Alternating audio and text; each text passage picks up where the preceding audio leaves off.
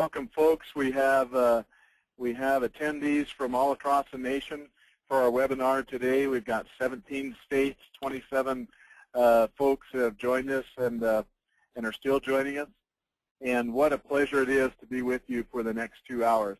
We've squeezed 2 days worth of thoughts and ideas, and yes, if we had time, we would have done practice sessions on facilitation, but today, our best 120 minutes of planning, leading, and facilitating the best and most effective meetings and events. So what we hope, as Mike mentioned, is that you would learn practical tips and tools for planning, leading, facilitating meetings, committees, work sessions, webinars, net meetings, other events related to the work of your agency.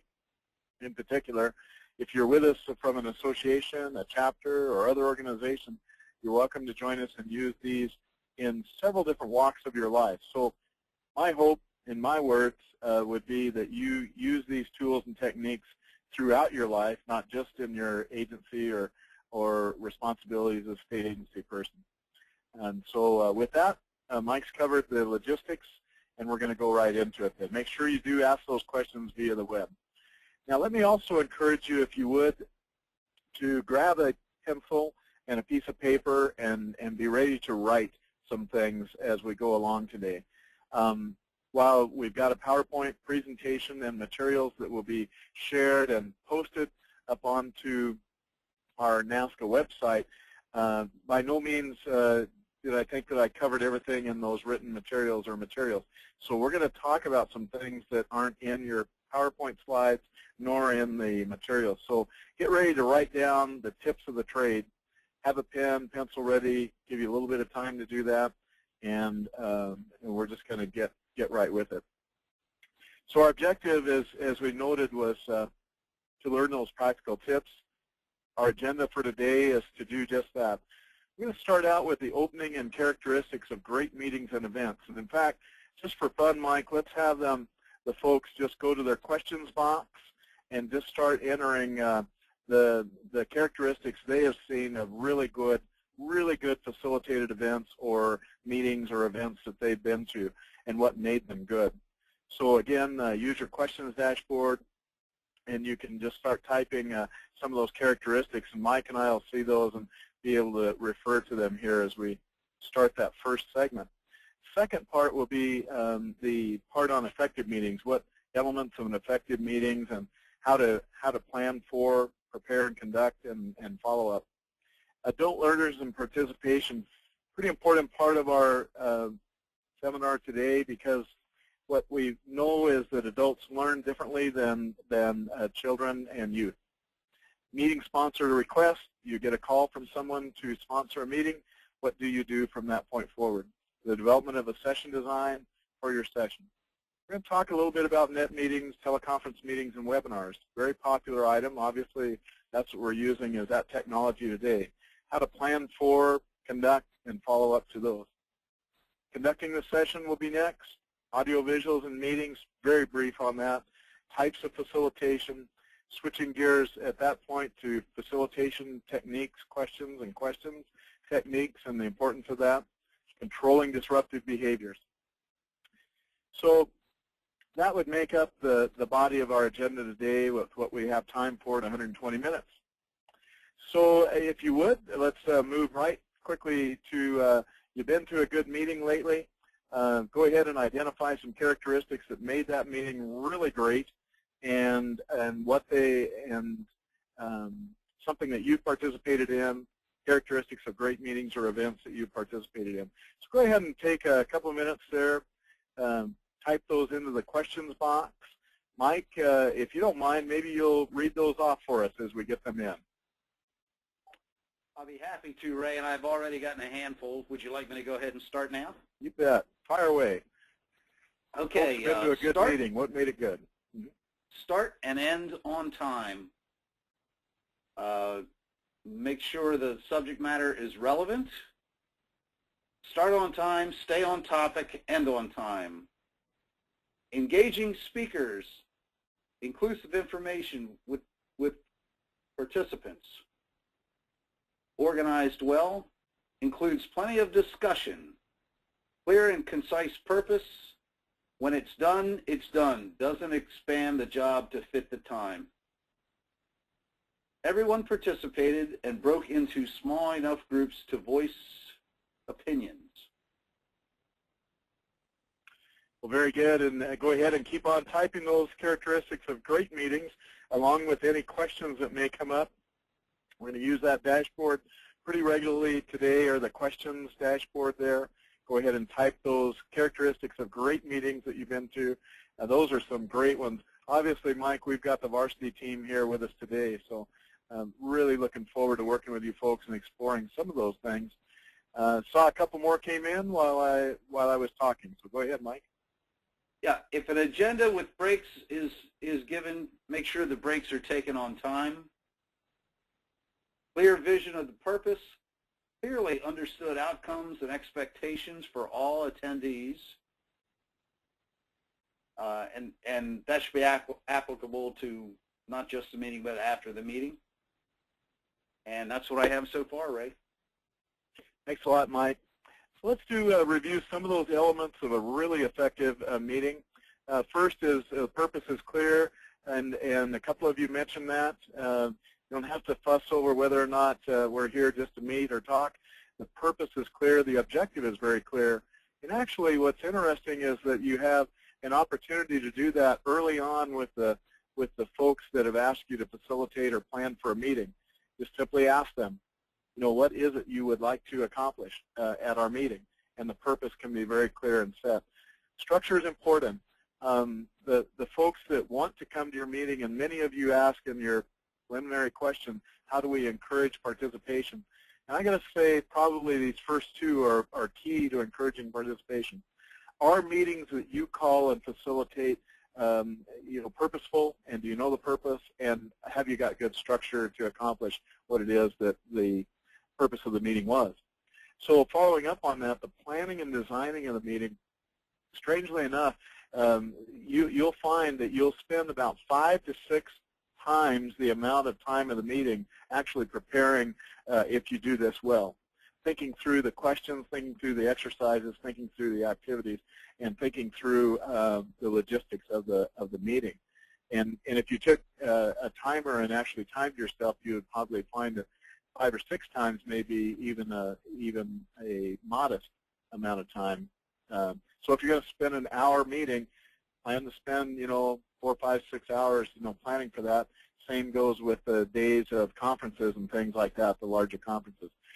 Be aware of the membership, the members that you want at your meeting, the leadership at your meeting. Do you have a chair? Do you have people that know their roles in facilitation or chairing and that sort of thing? You're looking for involvement in effective meetings. You're looking for the logistics being properly taken care of, and the supplies and equipment are landing there on time and in adequate supply. You're thinking of the information that the folks need in order to reach a successful conclusion of your meeting. You're thinking of the actions that are needed and the follow-up actions that are needed. You're thinking about how are you going to record this meeting dynamic, and how are you going to record what it is that you've got going from that, especially the actions that follow an effective meeting or event.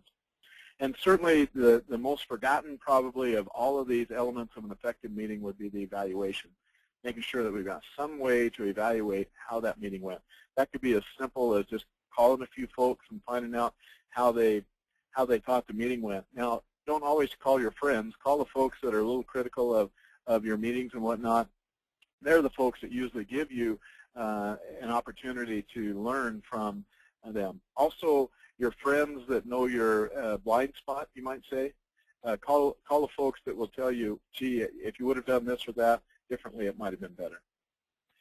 All right, so Mike, anytime we get a bucket load of questions, you make sure to stop me, but I'm going to keep right on going to three-part process. So planning and effective and facilitating, planning, leading, and facilitating good meetings and events is a three-part process. The first part is preparation, and we spoke already a little bit about that in the elements of a really effective meeting. But you want to prepare well so that when the folks come to your meeting, the conducting of the meeting actually becomes the fun part of the event. You're actually enjoying the experience because of the plan you put together, the session designs, the logistics, and the information and materials, questions that you put together. And so conducting the meeting becomes the joy, really, for many of us, for the hard work you put in. And again, let me repeat it, because it takes about 7 times for us to hear something to actually soak in. It takes 5, 6, 7 times the amount of time to be able to prepare well, for an event, of the actual event. The third part of the 3-part process for planning a really effective event or meeting would be the follow-up. And again, this is a weak part for a lot of facilitators. They'll want to just finish what it is they do, move on to their next to-do list item, and not really follow up. And one of the things that those that know me well have observed over the years is I like to get minutes, meeting notes, that session notes out within about 24 hours of the time that the event happened. That's the true sweet spot of follow-up for the group that was with you. They need and deserve to have. They spent the time driving or spent the time attending a meeting. They deserve to have their notes so that they can follow up on assignments they may have signed up for, or they can share with the boss what went on at that meeting, and even refresh their own memory of what went on at that meeting and what the follow-up activities are going to be. So each one of these 3 parts are very important to a successful and effective meeting.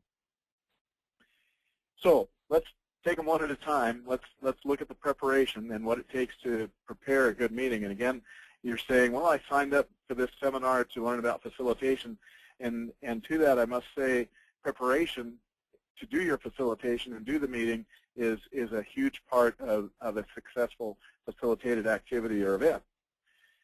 First and foremost, and a couple of you mentioned this in the effective meetings that you've been to, a realistic goal is defined, the purpose of the meeting is defined, it's clearly defined. Decide what it is you're going to accomplish. And what's interesting about this is, as a facilitator, you are most interested in being the servant of the sponsor of the meeting. So the boss calls and said, I want to have a meeting, I want to have a meeting on this, I want to have a clear sense of the top 3 priorities for our organization, or whatever the purpose to be accomplished is. You've got that in your mind, and you're using that in the preparation of the event. So with a realistic goal and what the sponsor wants to accomplish, you want to make sure that the goal can be accomplished. And it's kind of a rarity, but as a facilitator, sometimes I've had to say to a sponsor, that sounds really good, what you want to do, but that's really a 3-day event, not a 4-hour event. And many of you have had that experience. And there is a time when you must just say, in order to get all the things done you want to get done, you're just not going to be able to do it in that time, or the people that you've got in the meeting, may not be the right ones to get that goal accomplished. And this is kind of tough love types of discussion as a facilitator, because you really don't want to ruffle up the feathers of the sponsor, but when you're trying to get that, trying to have a successful event or activity, you want to make sure that goal can be accomplished. So questions, and we're going to speak a bit more about questions and how to frame them and how to deal with them, during the meeting, but development of the questions and or the problems that need to be discussed and how we would get at those problems would be very important. The facilities, in the preparation of the meeting, do we have a good, well-lit, clean, appropriate facility for the meeting that we're going to have? And we oftentimes sell this short, but you all have been in meetings and events before where the facility just wasn't up to par, and you know that it affected the outcome of the meeting. Arranging for the right participants to be in the room. Who should be at that meeting in order to accomplish the event we want to do? Very important. And then the agenda with time frames has been mentioned several times. We're going to dive into that in more detail in just a bit. And then a discussion outline. What I mean by this is oftentimes you can help frame the discussion just by having a good worksheet. So this is actually a worksheet that you would put together that matches the agenda and the session design, so that we're talking now about this topic, and they've got a place to write some notes. if it's a table where they need to fill in the table as part of the event and do some writing and thinking and talking. One of you mentioned that the small groups are extremely good to do that. Let me tell you, in the session designs that I prepare, oftentimes I'll purposefully have a mixture of individual responses to questions and input, small group, and then large group discussion after that. We'll talk a little bit more about that as we go through the seminar today, but the basis of that is to get the maximum amount of involvement you can. Individuals thinking, talking, writing, and then doing it as a small group, especially if you have a group of say 24 or more people. You're going to want to break into some small group discussions so you get the maximum amount of thinking going on in the shortest amount of time, and then have them compare notes with the large group about what they came up with. And that's a kind of one of those basic things I want you to write down, aha moments throughout the day, but that would be one of them. Use the small group to get more participation. So that's the preparation. Mike, did we have any questions that came in around preparation or any of those things before we move on to conducting the meeting? We do, Ray. I have one for you. How do you accomplish setting your meeting agenda and preparation without coming up with a conclusion that you're trying to get to with your own ideas? In other words, you've got a session that you're trying to garner information from the group you're meeting with, and you want to build on that. How do you make sure that you're not guiding this with your preparation and agenda? Okay.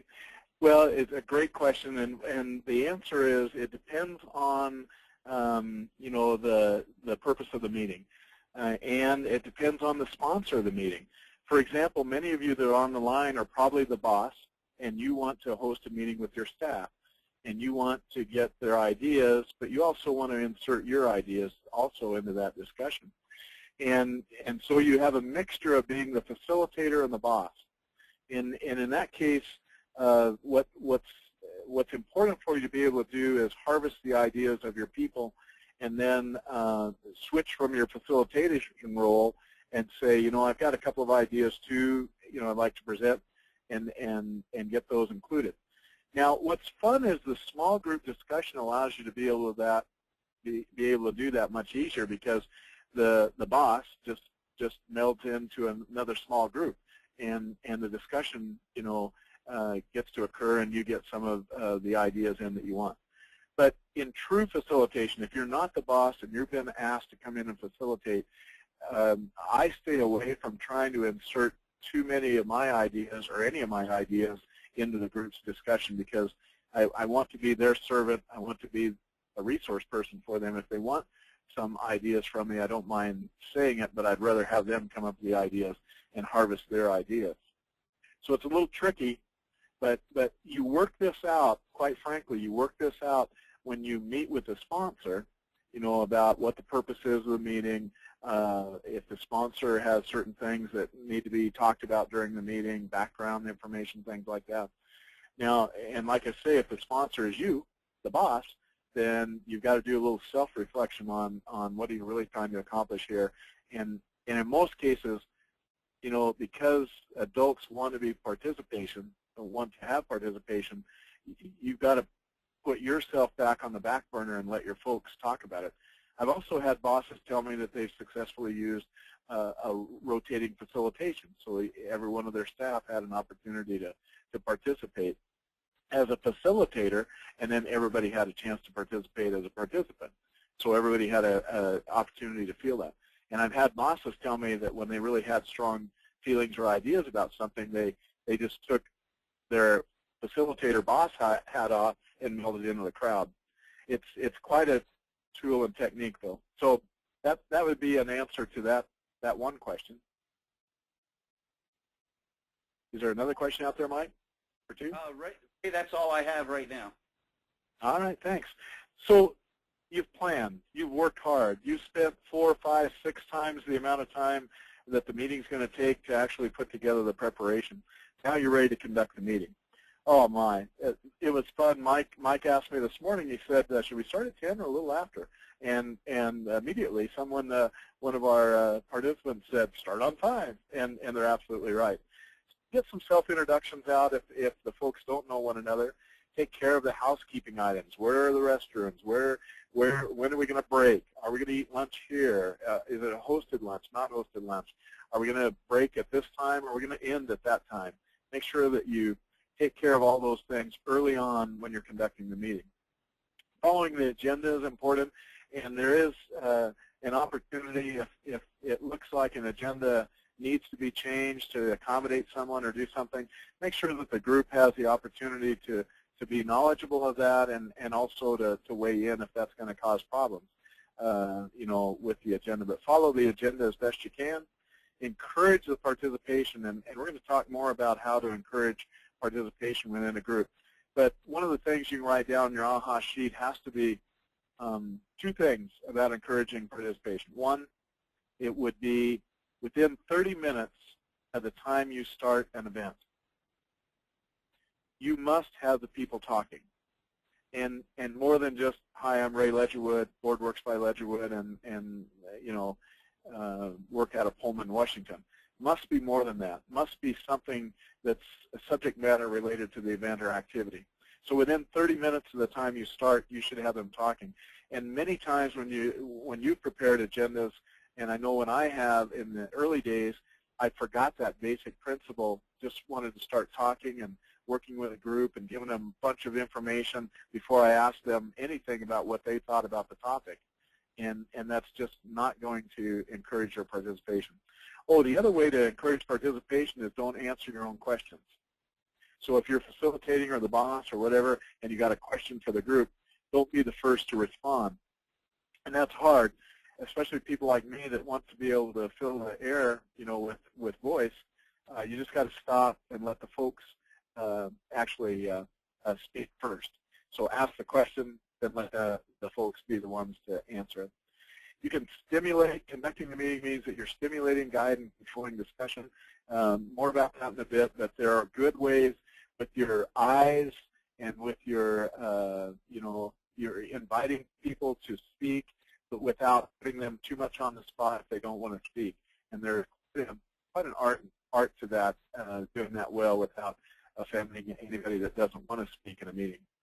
Try to achieve consensus, and this is kind of an interesting point to make in conducting the meeting, but the best way I found, another AHA item for you to write down, is the question that I use often to achieve consensus is there anybody in the room that doesn't feel, or is there anybody in the room that feels negatively to what we've talked about here, the course of action, that sort of thing? And if so, let's hear from you now so that we can hear, kind of a counter. And so you're actually inviting the role of the, individual that has a counter motion or a counter feeling towards what it is, or there may be many. So you're going to find out in the room whether you reach consensus or not, because if everybody's nodding or telling you no, we like the way we're going with this, we like the answers that have been produced, we like the actions that we came up with. To accurately capture the comments, I'm finding out more and more that many of us as facilitators need someone on the side that are actually typing the notes so that you can pay attention to your facilitation. So do that. If you can type, think, watch your crowd, watch your group, and do all that at the same time, that's a wonderful skill and art. And if you can do that, great. If you can't, just have someone on the side that can record these things. Firm up decisions. A facilitator should be able to, in conducting the meeting, be able to just ask the group. Now, and I've used a technique. Now, as a facilitator, you can say, I heard this, but that's kind of a danger zone. I've had people, I've asked the group, can someone just firm up that decision that we just talked about in your words, what you heard the group say, and then go ahead and write that down using their terminology. In facilitation, another aha moment for you, you want to use the words of the people the way that they said them in the same way they had. So for those of us that can't remember a lot and don't want to be overly brilliant, in the room, you're just repeating what they say, especially when they firmed up a decision. What you said then is this. Now, facilitators make a great error because they start changing or interpreting what the group has said. Don't do that. Just repeat what it is they said as best you can, or have someone in the group repeat that. And that'll take you off the hook with those facilitators that have tried to interpret what the group is saying and not done a good job doing that. You've been in rooms where that's happened. That's just death on facilitation then. You just want to stay away from that. So use their language, their words. When they firm up a decision, just reinforce that without changing any of the words or the intent or anything. You may be wanting to be brilliant and change what they said, not smart when you're facilitating. Afterwards or at some other time, but not during the meeting. Make sure that the assignments are made for the work items. So in Washington State, interestingly enough, we asked each of our conservation districts to reaffirm the actions that were taken in their meeting by just reading the motions of the meeting as a way to confirm what was done. And any corrections can be made right there on the spot, or the intent of a motion that was wrong, that sort of thing. So when you get the formality of governance and governing bodies, we thought that was very important, and it served well over the years. And it reinforces who's going to do what, you know, in between meetings. Set up your next meeting dates, times, and purpose. If there's one thing you do in conducting a meeting, you must do would be to make dang sure that you don't leave the room if there's another meeting needed without having the group that's at the meeting define when the next meeting would be, the dates, the purpose of the meeting, the agenda topics, and things like that. And this is very important to do because the people that are in the room, the world is ran by those that show up, and in this case, you want those folks to be in control of their destiny in their next meeting. So before I move to the follow-up part, is there a question or two out there on conducting a meeting, Mike? Nothing right now, Ray. Okay. So the follow-up we mentioned is an important part of this, and again, your tendency as a facilitator may be to say, well, that's somebody else's job, but your job has to be to get the notes back to the folks quickly, especially the action items, tasks, people, and times clearly identified. So you've got a set of notes. Either someone has done those with you or for you, or you've done them yourselves, but it's still your responsibility to make sure that the attendees and the folks that should have been at the meeting have this set of notes. And that would require then a report or minutes or at least session notes or something like that. An aha moment again would be, I oftentimes call these easel notes. And the reason why I use that term easel notes is I don't want to pretend that they were a complete listing of everything that was said. You know, every transaction that went on, every comment that was made, not that. Easel notes take you off the hook a bit because that's basically it. If you were up at the flip chart or easel writing these notes, they would turn out to be much like what you sent them in the computer. Evaluate the effectiveness of the meeting is important, and I mentioned that. Just call a friend, call your sponsor, whoever sponsored the meeting. If it's you that sponsored the meeting, you want to wrap back to people that you trust that would tell you this is a good meeting or needs to be improved in that way. Now, the question that I ask on evaluation, kind of a safe zone question that usually gets good responses. What could I have done better? What could I have done better to make this meeting more effective, the committee meeting more effective, the work more effective, the facilitation more effective? What could I have done better is a nice, safe question that usually gets responses from most folks, even the folks that are a little scared to tell you anything. So how then would your next meetings be improved?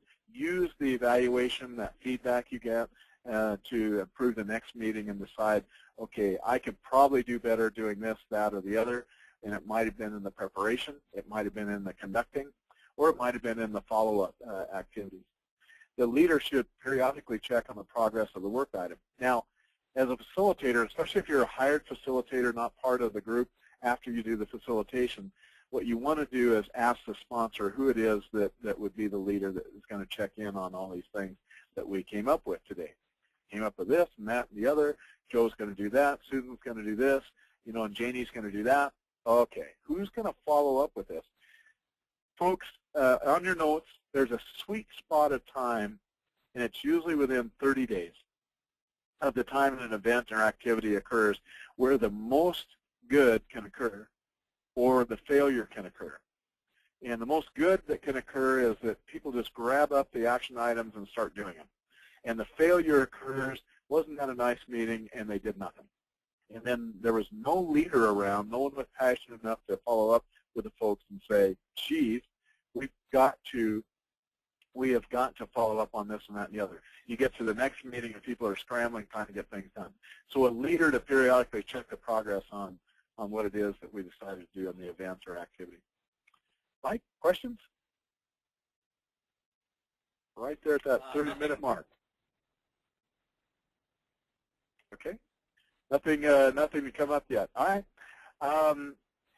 There are 12 ideas regarding good facilitation and good meeting dynamics. One would be to prepare that agenda, and some of these will be a repeat, but a kind of a summarized 12 good ideas for doing this, effective meetings, events, activities, that sort of thing. Your specific goals and objectives, the roles of a leader, a facilitator, and recorder, the emphasis on getting the job done and making sure there's follow-up, maintaining an informal and relaxed atmosphere in our meeting, staying with the agenda and making sure that the agenda is followed. And if you divert from the agenda, there is a way to divert from an agenda with a group, but normally you would ask the group, about, the agenda change that was needed and reach a concert on that if you can. So within the top 12 ideas, number 7 would be to encourage all to participate. You do that with your eyes. You might even ask the question, and there's just someone in the room that would like to speak to this that hasn't spoken yet. And it's a nice, soft landing question because you can ask the question, and then people that still don't want to talk won't talk. People that do want to talk, though, will see that as an invitation to go ahead and speak. Encouraging all to participate, making sure everyone understands the agenda and goal. You'll start the meeting with the objective of the session, purpose of the session, and then you'll move right into the agenda. And then stop and ask the folks if they have any questions about the agenda or what we're going to do today. Brainstorming, encourage, trying to get people to come up with ideas. And the way that I can suggest this in your notes would be, this is where I'm going to give you a 3-part play here for brainstorming. One would be have individuals write down the response to whatever good question that you want them to do. Have the individuals write it down. Second would be, if you've got a very large group, have them come together in groups of 3 or 4 folks and talk about what they wrote down and come up with their version of the top 3, top 4, top something, just a few things, and then harvest those around the room. You get the best of individual thought, group thought, small group thought, and then large group thought. And also, in a sense, we're really trying to precipitate down to just a few comments on that particular topic, and you're hoping for a lot of repeat comments that give you an indication of consensus. So again, if you couldn't write that down or you were busy doing something else, let me just tell you that 3-part play. Have individuals write down responses, have them discuss in a small group setting. If it's not already a small group, I'd say less than 12, you don't need to do a small group part, just have them voice their thoughts. And the third part is have the small groups report to the large group what it is they do. And many of you that have been in facilitated activities with me have known me to use that basic format in brainstorming. And mainly because it's less that I have to write down because the ideas are precipitated down to just a few. And then encourage the sharing of ideas. Then we've done that through that basic 3-part play or 3-part process to encourage brainstorming, participation, and encouraging sharing of ideas. Let me just also say this about that 3-part play. People learn in different manners, and many of you are probably expert in this more than I, but what I have observed is people sometimes learn by writing, sometimes learn by reading, sometimes learn by speaking, and sometimes learn by hearing. And these kinetics are very important in in the overall experience for the person in an effective meeting or event.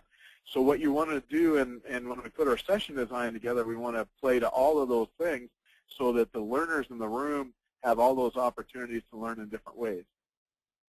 So agreements by consensus. Is there anybody in the room that feels negatively towards what we're about ready to do? Is there anybody in the room that has a different idea than what we've heard in terms of this general consensus to do this or that or the other?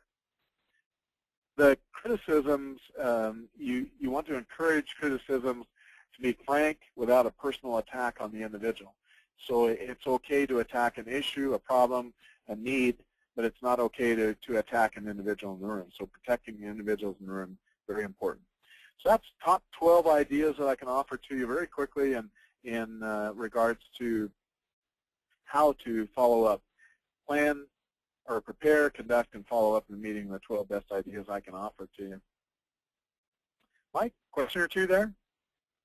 Yes, sir, Ray, I do. And the question came in, some meetings, and the example given was a commission meeting, but some meetings may have a standard agenda format, such as presentations and questions, but you know, it's the same thing month after month.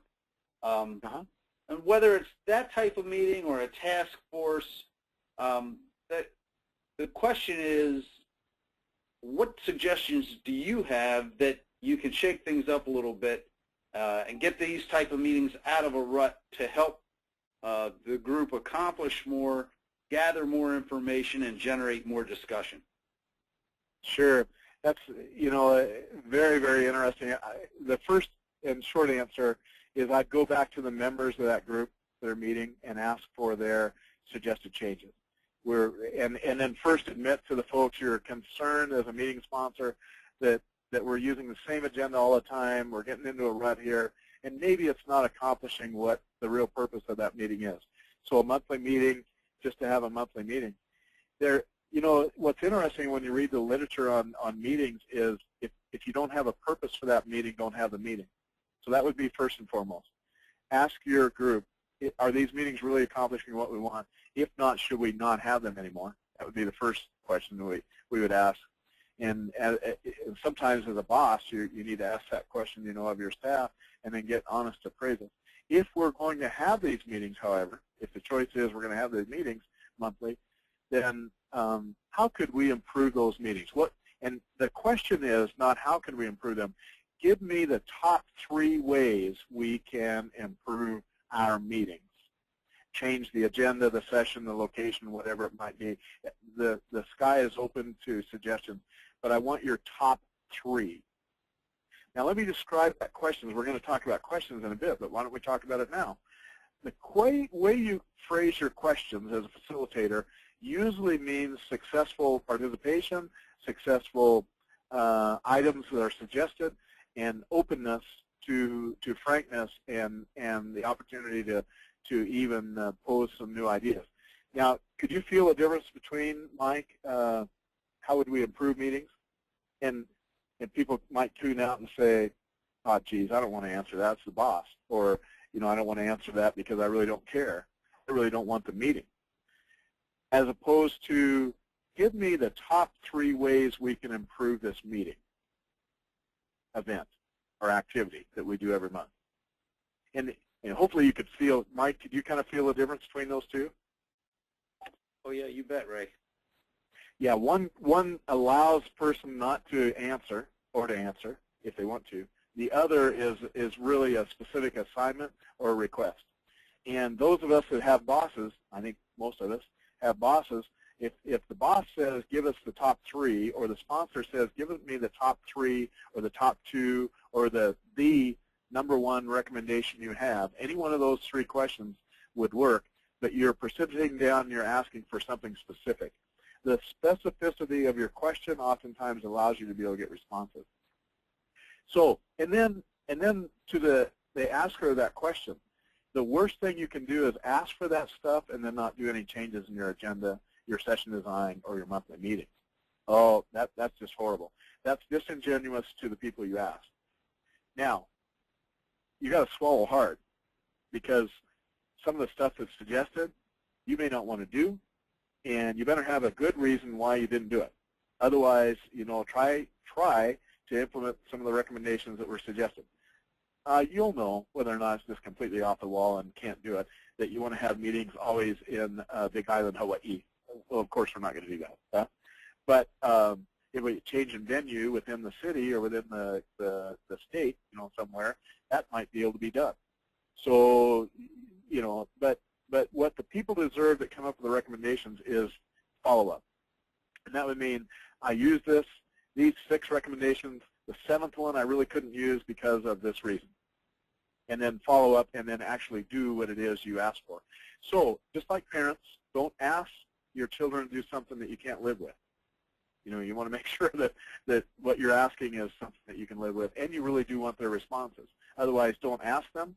And again, let's go back to that basic principle. If the meetings aren't accomplishing what you should be doing, dump the meeting, dump the event. Don't have it anymore. People are just so time sensitive anymore, that would probably be a real blessing for them. And Ray, this is Mike. Could I pile on to that question for just a second? Please. Yeah, and listen to what Mike just said. That is such a great facilitator-moderator technique. I just want to point that out, Mike. Can I come and play in the sandbox? Can I pile on? Any of those things are great. Good technique. Go ahead. The example used was a commission meeting, but let's say we're talking about a board meeting, and I'll use NACD as an example. It's pretty, if you go to a national meeting, it's pretty, you come away with a pretty good profile of an NACD board member. That may or may not be fair, but nonetheless, it's all too common, I think. And we've got a lot of board members that have been on these boards for a long time. And if you do just what you said and you don't get any new ideas, any techniques that you've got up your sleeve to get folks out of their comfort zone without making them feel too uncomfortable? Absolutely. Mike, what I would suggest is if you got nothing from the folks to improve the meetings, NACD board, NASCA board, state commission board, especially state commission, asking the members if they have some ideas for improving, or the top 2 ideas they got for improving the meetings, and then doing some of those. Here's the one suggestion I've got for you, and this gets at participation. Have an interactive exercise early in your meeting. For all the reasons we've talked about before, within 30 minutes, have the group do some interactive exercise. For God's sake, don't do my favorite pet or my favorite color of pet or my favorite color. I hate those exercises, and I run from them. Now, many of you on the webinar may use those, and if you do that well, God bless you. But I've never been able to do that well.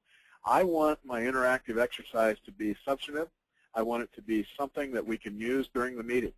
So the top 2 or 3 ideas on, advancing the water quality program for livestock in our state.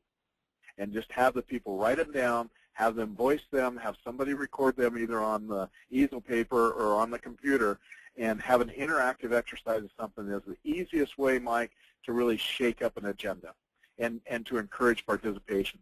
Now, one of the ideas I've used with Conservation District boards is, let's talk about conservation work completed this month before we dive into the minutes and the financial report and whatnot.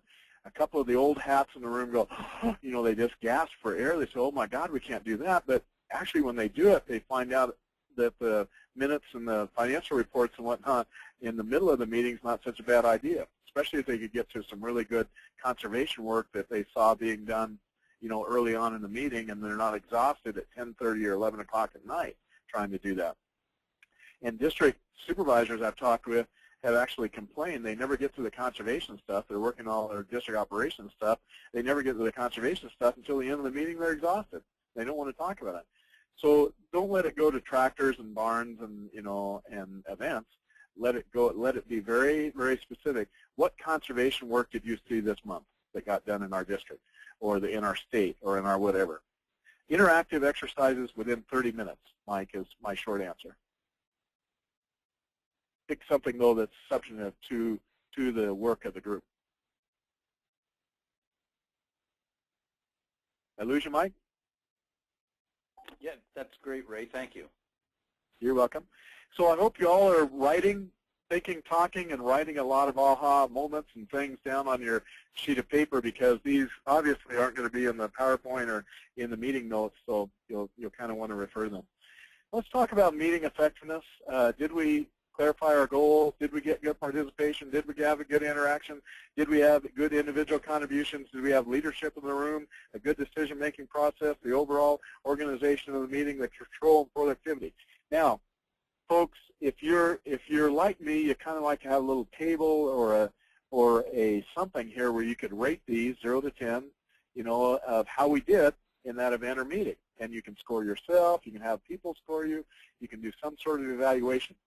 Now, this is a little more complicated evaluation because these items that are bulleted there, the 9 items that are there, are quite extensive, and it really covers the waterfront, of what you want to evaluate your meeting effectiveness. Now, if you want to go to the shortened version, here's the shortened version. Get out your pen. Here we go. Pen and paper. What worked well in our meeting? And just have the folks list that. What did not work well, and how would you recommend improving? What did not work well in our meeting, and what would you improve? Or what would you improve in our meeting? Would be the second question. And the third question is, was it worth your time? Now, you know that third question is loaded and could potentially be, pretty scary, but it is the ultimate in whether or not people felt like their time-sensitive time was well spent at the meeting, and it will tell you a bucket load. So put on your flak jacket as a facilitator or planner of a meeting and be ready for the responses, because sometimes they'll come in every once in a while and say, nah, it wasn't worth my time, or you could have done this better, or that sort of thing. All I can tell you is, as a facilitator and meeting planner, you want that feedback. That's what makes you good. If you don't get that feedback, you just roll along thinking you're doing great, but maybe you're not, and that's not fair to the people that you're doing business with and working with. So evaluating meeting effectiveness, you could do those 9 items. You could put a little check sheet together. You could do all that sort of thing, or you could just ask 3 questions. What worked well? What would you recommend to change? Was it worth your time? Hope you got those written down. All right. I got to tell you that probably the most impressive place to go for ideas on effective meetings is effectivemeetings.com. So let's see if, not sure, that won't work. What I'm going to do is blank the screen for just a bit. I'm going to go see if I can find effectivemeetings.com, Mike. And in the meantime, maybe we could have a question or two while I go find this website for the folks. Okay, folks, I just sent you a note. Any questions you've got for Ray, please use the questions section of the GoToWebinar toolbar to submit those, and we'll get those up for Ray. Do we have any comments that came in, Mike, while we were talking about the topics? Nothing in the last few minutes, Ray. We're caught up on questions and comments. All right. So effectivemeetings.com, and if I can make this happen, you're always under the gun here. I really, really encourage you to go to effectivemeetings.com and take a look at what it is that they've got there. So you don't have to do it right now. I need you to concentrate on what we're talking about. But let me just show you an example, if I can, of some really fine things that they have. Just for example, meeting basics and some of the things that we've been talking about today. 6 tips on more effective meetings come up here. And I have used this over and over and over again for meeting basics, meeting planning, teaming, technology, presenting, productivity, design, diversions, and sitemap. I hope they don't mind that I promote unabashedly their website here, because I know I've used it a bunch of times. Also, what's interesting is here's some meeting dilemmas that have been solved by the meeting guru, and you can actually ask questions to the meeting guru, and they can give you responses about how to do things with your meeting. So there it is. Don't meet if it's not worth meeting. Set objectives for your meeting. Provide an agenda beforehand. Assign your meeting preparation. Assign your action items. Examine your meeting process. So that's kind of interesting that we should cover the very same things that effectivemeeting.coms would be able to do too. So they have sites on writing the scripts, preparing the agenda, tips for starting and finishing on time, how long is long enough, things to consider when preparing your meetings, give me a break, and it's in the numbers. So I'm going to stop showing the screen again, pull back the PowerPoint slides, Mike, and be right back with you. But if I wrote down one site to go to, that would be it. And Ray, while you're switching back over, I do have a question for you. That is, how do you regain control of a meeting when a participant goes on and on and on and enjoys hearing the sound of his or her own voice? Yeah, you know, my tendency is to let it go one time, you know, and then if it continues on, there's a couple of things that I've used. I've actually used a timer, you know, but I've asked the group now let's make sure we share the airtime, and if that doesn't work, then how long do you think we should have for responses here for this particular topic? And just remind the group, you know, that you're going to have 3 minutes per topic. Now, if this is done in a public meeting where public testimony is had, I'll often say to the people that are in the room for public testimony, you'll have 3 minutes to give your public testimony. We've got Joe over here with the timer, and they'll give you cards to be able to present. Now, you know, if this goes on and on and on, a discussion, you know, during a break with the individual, the break is your friend is another aha moment I want you to write down. The break is your friend, and oftentimes you'll just have to call for a break if they're going on and on and on. Now let's take a break. I sense the group would like that. Now, some of us have had breaks within just a few minutes of another break, and that's to control a situation that just is out of control. But the derailing the discussion, oftentimes rather than taking the responsibility on me to do that, I'll ask the group, now are we spending enough time on this? Are we spending too much time on this topic? Do you want to speed on here? In the spirit of being able to get done what we need to get done today, we probably need to move on. Something very professional but profound for the individual. You know, thank you for your comments, and we need to move on in order to get to the end of the day. Don't want to keep you past, you know, 5 o'clock or 6 o'clock or whatever the time is. So you're actually posing the question to the group, same time giving the warning to the person that's going on, and using a good reason for doing that. You don't want to keep them a minute past the time that they had for the meeting. So is there another question out there, Mike? Yeah, actually, Ray, we've got a couple more. This next one is related but to the last one, but not exactly the same. Yes. They're interested in any tips or techniques to tone down a meeting participant that tends to cause disruptions and derails the discussion. Sure. Purposefully, I put that at the end of the seminar today. Problem people, handling hostile questions, levels of intervention. And so what I'll say right now to build up to that, you know, later on is there is some really good intervention techniques here. The disruptor, other problem people that are speaking to one another during the meeting. I'm going to go through several of those, and I'll make sure I do that before noon today Eastern to make sure that we cover that. And I put it purposely at the end because it's a lot of what we want to know about. But you will actually, as a facilitator, begin that process of intervention by ignoring first, and then ratchet it all the way up to doing something where you actually take a break, or you actually have the group deal with a disruptor. And I've got some techniques, more about those techniques in a bit. But most important to start low on that intervention scale, and then move your way up to the more how would I say it, aggressive ways of dealing with that. So more to come, Mike, on that one, if I could. Okay, and another question I have for you is how important is it to provide handouts, and at what time during the presentation do you provide those handouts? Yeah, I have a personal bias towards this, so I'm going to sort that out from, you know, best practices, but here it goes. I like to give the people a packet of materials that they have, but encourage them to use it only during the right times of the session.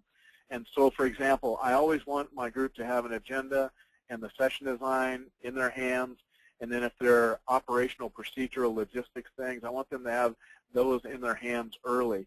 When it comes to presentations, I like to hold presentations out of those packets and then give them to them after the presentation has been done.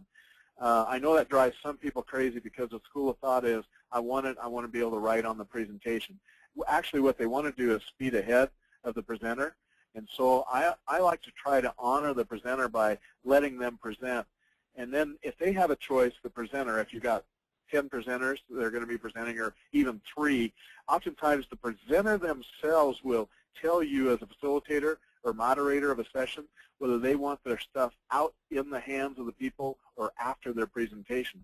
And I yield to them in regards to that, because I want them to be comfortable with what they've got and what they're presenting and how they're presenting it and when. So the answer varies, presenter to presenter, and if I have my own choice, I only put what it is that the folks need early on in the meeting, and then I'll sprinkle things out during the meeting. Okay, Ray, I'd like to back up to the last question about that the person who goes on and on and on and likes the sound of their own voice. And the question came in, what if that particular person happens to be the facilitator? Is there something you can do as a meeting participant to mitigate that? Sure. You know, and this is a good time to write down on your AHA notes. A facilitator doesn't have to be the one in front of the room. Let me explain. You actually have the opportunity as a participant to raise your hand, be recognized, and say, you know, I'm concerned that we're spending too much time on this topic. Can we move on? A good facilitator will take that as a good cue and just keep on crunching, you know, and they'll immediately pick up on it and go. I have used just the one finger and just show, you know, a waving motion, you know, to spin it up. And now, if you are the sponsor and you're paying for the facilitator to do this, you have ultimate control. I mean, if you're paying for this facilitator to do that, you just, at the first break or maybe the first opportunity, usually not in front of the group, don't confront them in front of the group, but you just remind them that you've got timelines here and we need to stay with them. So please, and as a facilitator, you need to watch how much time you're spending. The stars in the room shouldn't be you, if that makes any sense. The stars in the room should be the participants. So if a facilitator or presenter is going on and on, that could be a problem. Now, let me introduce to you, and I'm going to stop showing my screen for just a bit. We're going to come back to adult learners. I just got to go over to this other piece, Mike, which is my handy tools, and I'm going to send these out.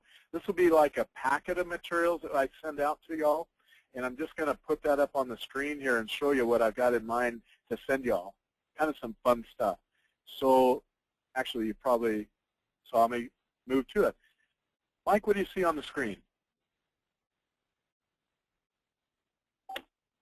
I see essentially like an Explorer type screen. Yeah, and so do you see several things listed here? Yes. This is what I'm going to send to Aaron so you've got it on your website.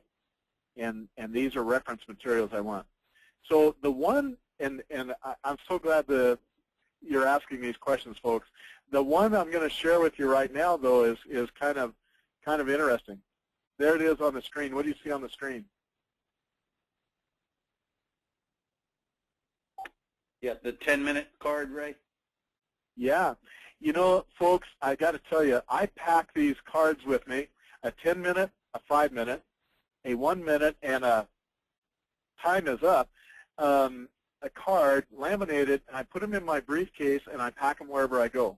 And I actually have sat in the front of conferences, and when things were running amok and no one was taking control, I've actually just spun those up and showed a 10-minute slide to somebody, and the speaker doesn't know whether you're part of the conference or not, but they nod to you and say, oh, they must be official because they've got official minute cards. And you have to use your professionalism and good judgment as to when you use these. But you know, my boss oftentimes will say, Ray, get out your cards and start using those because things are kind of running amok.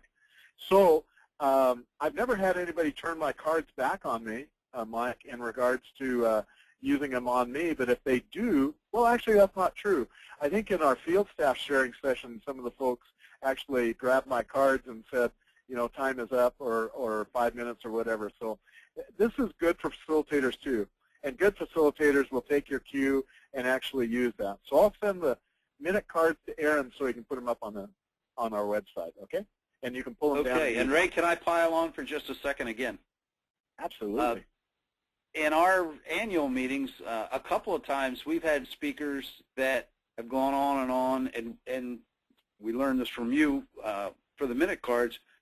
We put those up, and they just act as if they don't see them and continue to go on, and it's frustrating. One thing that we just got our hands on was, and this was kind of by accident, but at last year's annual meeting, we had a problem with one speaker who our clicker for advancing slides just had too many buttons on it, and he was hitting the wrong button, and it was disruptive. Since then, we've gone out and bought a simpler clicker, but this thing has got a built-in timer in it that vibrates. Excellent. Isn't that great? Absolutely. You can, as a facilitator, you can set the timer on it, hand it to your speaker, cut them loose, and there's no excuse them not knowing when their time is up at that point. That's a great technique, and I'll pile onto that too and say everybody's got a smartphone, it seems like nowadays. Set your timer on your smartphone, put the ringer up big, and then just set a time. But you know what's kind to the presenter is, you know, you've got 15 minutes to present. I'm setting my smartphone here at 15 minutes, and I've got these cards. So you could use the cards, you could use that simple clicker with the vibrator on it that tells you when your time is up, or even something more loud. And we actually use the one in, you know, in many events where we set our smartphone going and it goes off. And I frankly, I just let it go off until the person, you know, acknowledges that their time is up, and then you move on. Okay, excellent. Ray, I have another question. Oh, okay. Go ahead. While you're getting slides back up, and that is, sometimes participants will talk minimally during the meeting and want to have the last word. And sometimes that last word has the potential to disrupt the consensus you thought you had. Any thoughts on how you might handle that? Well, you know, pre-warned is important. When we talk about sponsors and who's going to be in the room and do you have someone like that in the room, pre-warned will allow you to be able to watch for that. If it comes out of the blue and you just don't see it coming, it's hard to stop somebody from saying something inappropriate or in summary that wasn't really the summary of the group and destroys the consensus. I've had to say things like, well, Joe just said this, but is that really what we've heard today from you? Let's hear some comments. So I've extended the meeting long enough for someone else to say, no, Joe doesn't represent what it is that we said. Now you can get into too long a discussion, but I've often said, let somebody from the crowd say that, and then finally say, well, thank you for that, and we're going to close the session today. Also, I had an individual get up and claim that they had the best district in the county, best conservation district in the county. Wasn't a true statement. It was their statement. It was very caustic to the discussion that we had going on. And I said, you know, that's that person's opinion. Thank you so much for your opinion. We're going to close the session today. Things like that can diffuse at least and hopefully, you know, straighten around the group. Another way I've dealt with it is I've said, you know, we've had a wonderful day today. You know, and while we've had one opinion expressed here at the end, that is not really what we heard from the group today. Thank you so much for attending and adjourn. So you can correct something that's just absolutely wrong, but you have to be careful and be on your, how to say this, You got to be on the right ground to do that. If you're just exposing your own opinion about, something, very dangerous. So you want to build it on what the group said that day, or let the group deal with that individual. That's one of those disruptors that we're going to talk about here in a bit.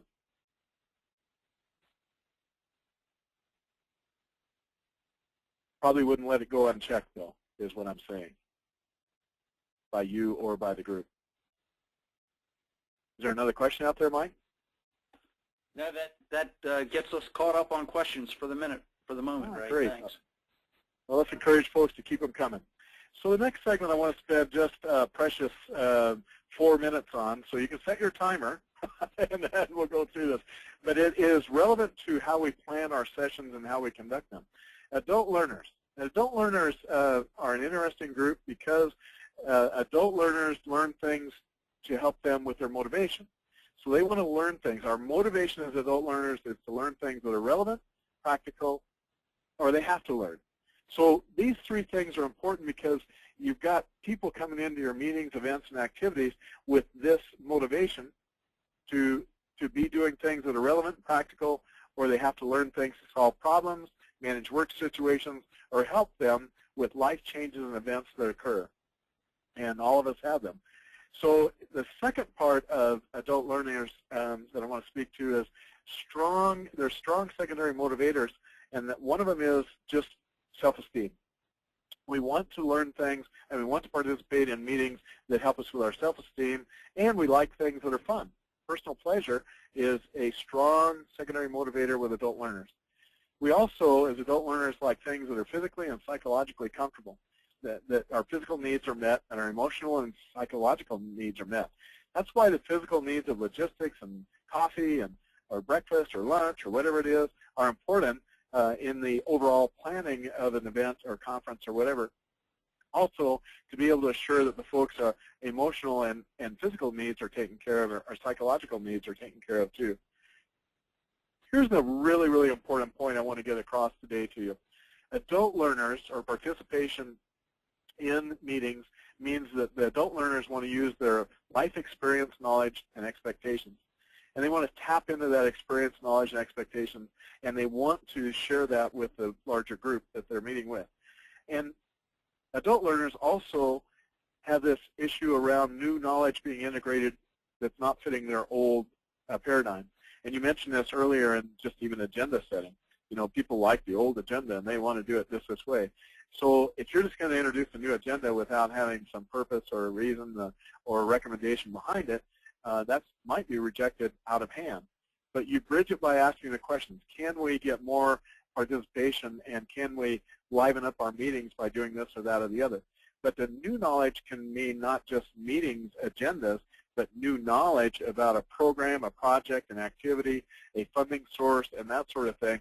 Remember that people have to, as adults, we want to learn and we want to incorporate that new knowledge and integrate it to what we have came from in the past.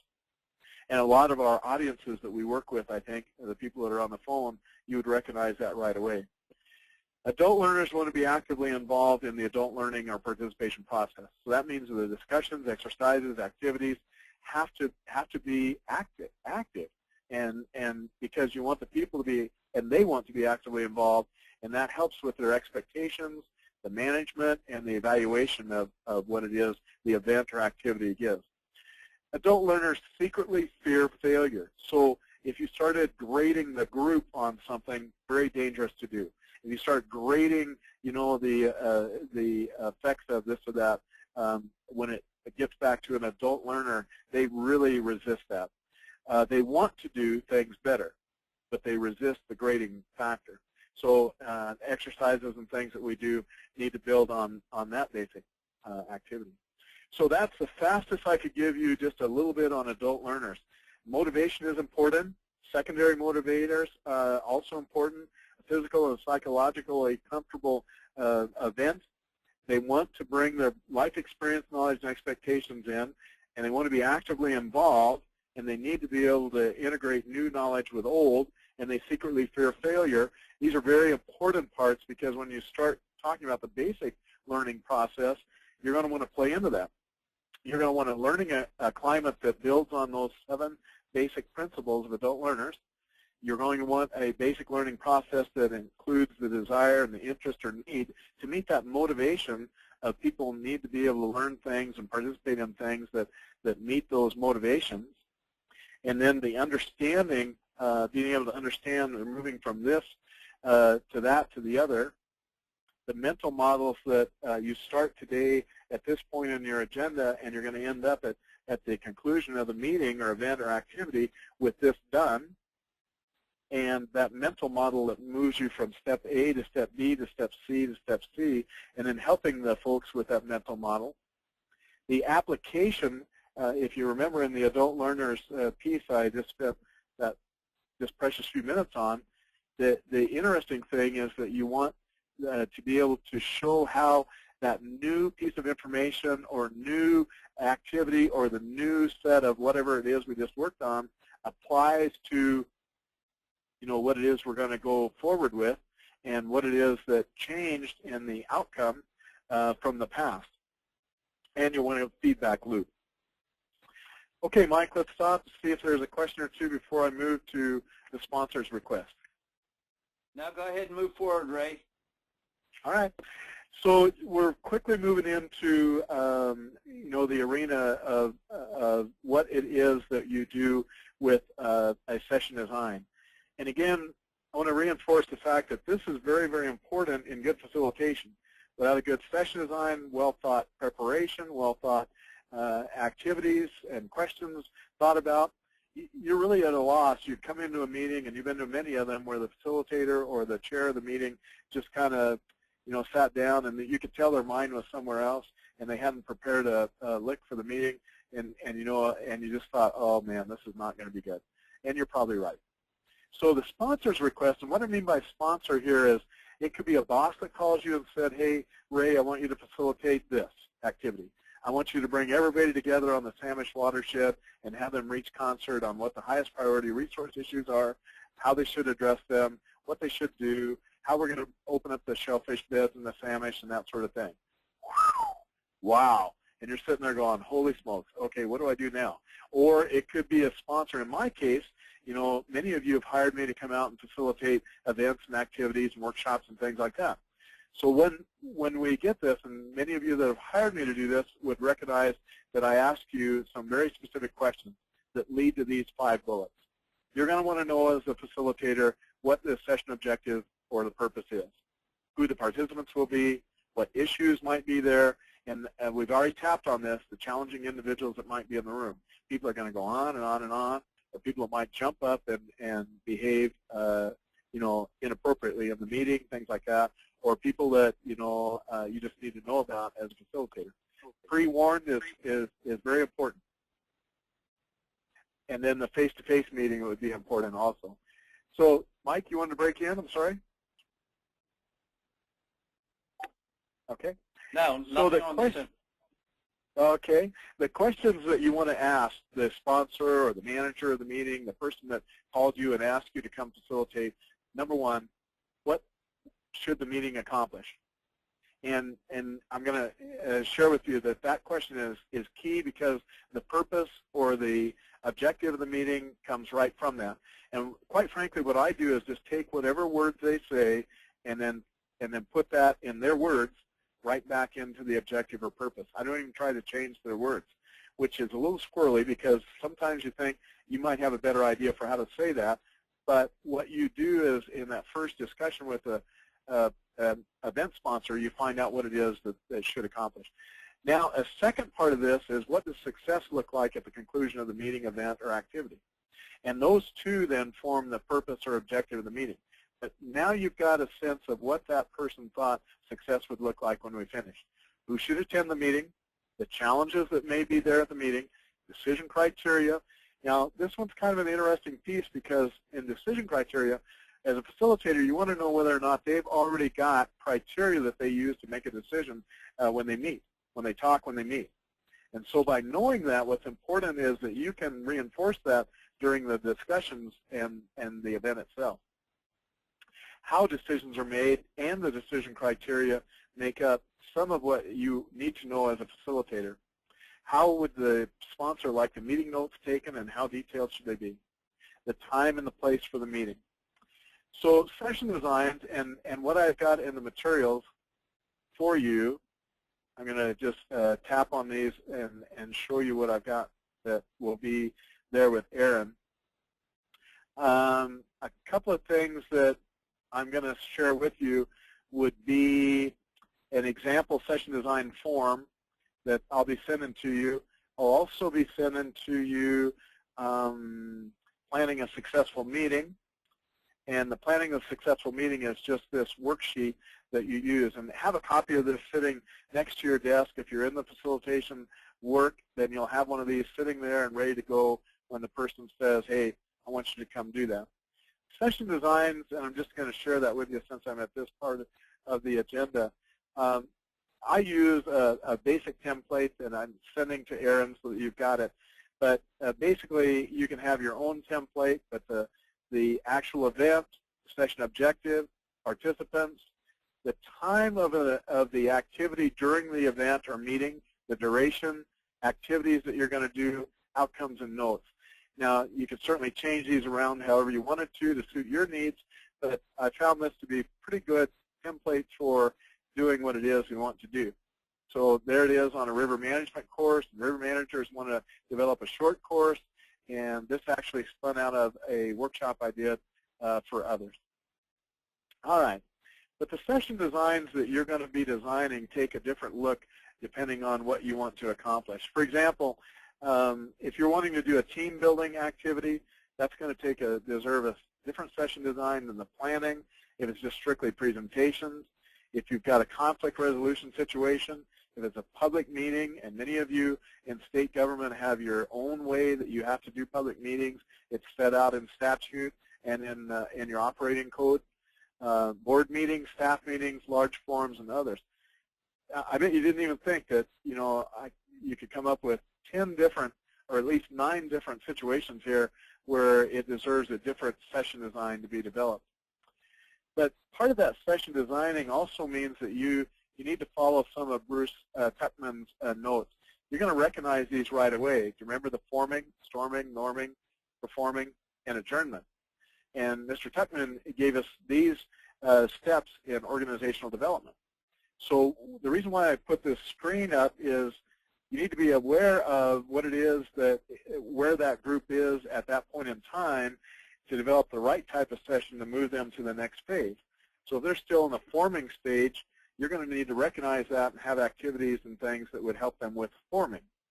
If they're storming and not agreeing on purpose and mission and that sort of thing for an event or an activity or a program or a project, you're going to need to have events and activities in your meeting that would help them get through that. If they've already reached a point of the agreement and they've been working together for a long time and they're just a fine-tuned group, they're probably in this norming and performing area, which means that the session design takes a different look even than the one for an organization that's up in here or here. And then certainly Tuckman added adjournment to his notes after a period of time and said that once the organization has done what it set out to do, the committee or the task force or whatever, they adjourn. And of course we don't adjourn commissions or boards or things like that, but we certainly can adjourn task forces, committees, and things like that. So the session design I showed you a little bit prematurely was objectives, planning exercises, timing, activities, and the worksheet. Mike, let me just stop there because that may be a good place to take a question or two if there is one. Ray, I don't have any questions yet that we haven't covered. All right. So the planning and preparations and logistics, you're going to think, oh my gosh, why is he showing this in terms of facilitation? I'll tell you, folks, it makes a great difference in how your facilitated activity, event, conference goes. Where to hold the meeting, the type of room arrangement, the lighting, the heat, the cooling, travel and lodging for folks that need to travel a long distance, even the timing of the event related to travel. In our state, we have east to west and a mountain in between us. And so travel this time of year and lodging requirements and things when we plan an event are important. What kind of support equipment do you need there? Do you need this type of audiovisual, that type of audiovisual? What's going to help us to support the session, the event, or activities. Should there be some breaks and meals? You betcha. And then even if it's a planned activity, I tend to, as a facilitator, ask the locals to really deal with this because they know the best places to get food and breaks and that sort of thing. I just tell them when the breaks would be and ask them if they wouldn't mind taking care of the meals and breaks. But sometimes this goes back to you. Does there need to be a registration? Should there be some recreational activity of some kind is really a question mark, not a purposeful statement there. But remember, the secondary motivator was people like to have fun or like to enjoy the experience. So these build on those adult learning physical and psychologically comfortable situations. So there's a checklist, and I'm going to send you that checklist, and I'm going to go over and pop it up on the screen one more time and show you what this checklist involves. And again, along with planning a successful meeting question, having a meeting checklist around is pretty important too. The only thing that I would offer to you here is that if you improve this meeting checklist, I sure want to know how you improved it. And this is just a work session or a meeting checklist, and it's going to be in the material I send to Aaron so that he can put it up on the website. You can pull it down and use it, and if you modify it, send me your modifications. Location, lodging, registration, food and beverage, facilitator, recorder of the event. All right, equipment that is needed, materials that are needed for the event and activity. And so this represents 3 or 2 pages of just some things, who's doing what, do we have it taken care of, that sort of thing. Could even be a checklist. Okay, check the questions, Mike, while I switch the slides here. Yeah, we do have one, Ray. How often do you schedule breaks, and how do you get your meeting participants back to the table and engaged on time after a break? Well, 2 things on that. 90 minutes is about what people can stand. So try to build in a break within 90 minutes. And 10 minutes is usually a good round figure for a break. 15 if people have to check out of their hotels or do something that way, or you just sense that they need a little more time. A lot of times when you're meeting with executives, you know, leaders that have to get on their BlackBerries or Blueberries or whatever it is, and you know, iPhones, oftentimes you have to give them a 15-minute break. Every 90 minutes is a rule of thumb. You go much over 90 minutes and the people get restless or they have to get up and take care of their physical health and well-being, things like that. So not more than 90 minutes. And not less than 10 minutes usually, unless the group says, you know, 5 minutes ought to be enough. Is there another question out there? That's it, Ray, but let me ask again part of that same question. How do you get folks back on time and not filtering in, you know, minutes late? Well, the person that encouraged us to start it right at 10 o'clock Eastern today has it right. You simply model the behavior that you want from your group, and it's going to surprise them the first time. And what I mean by that is if you say you're going to start at 10 o'clock Eastern, by golly, start at 10 o'clock Eastern. Whoever showed up then is doing it. And then you get people trickling in. They go, oh, my gosh, I've already missed, you know, the introductions and the first activity because it all happened within 15 minutes of the time we got here. When you say we're going to break, you know, oftentimes I'll use a technique and I'll say, look at your watch, add 10 minutes, be in your seat at that time. We will be starting at that time, and then follow through with that. I set a timer, my iPhone, I set a timer for that, whatever break that is, and I also use break slides. That's a good place to put that. So let me show you the break slides that will be up on the website too.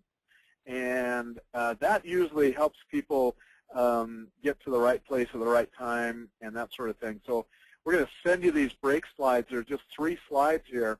Kind of fun. They're a 15-minute slide and a 10-minute slide and a 5-minute slide. And what this is a break slide that you could insert in your notes, presentation, that sort of thing. And let me show you what it does. It starts with and it's a counter. And it'll, after 1 minute, it'll go down to 14 minutes.